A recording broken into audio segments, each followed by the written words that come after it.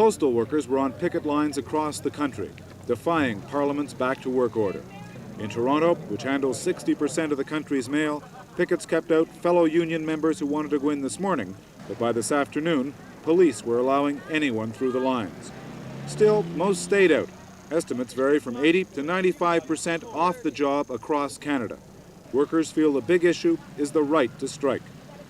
Let us be heard. Start negotiating for us. That's all we want. I want to go back to work as much as the next one. But I'm willing to go to jail. And a lot of people is willing to go to jail. We just want our rights. And they're taking away. Trudeau's taking away my right to strike. I'm a Canadian citizen, and I figure I have that right. Many smaller centres, such as this post office in Delta, British Columbia, were open.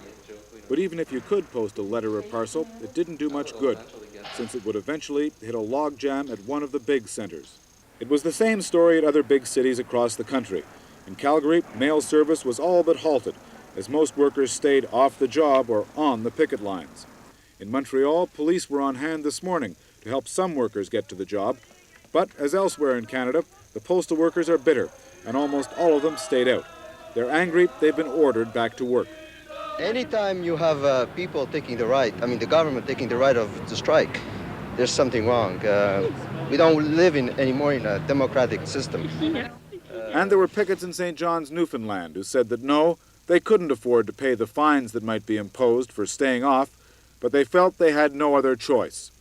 The inside postal workers are still off across the country. Canada has no effective postal service. And if there's a feeling that the spirit of the postal workers might be flagging, it wasn't evident in Vancouver, where the union local has voted 93% in favor of continuing to defy Parliament's back-to-work order.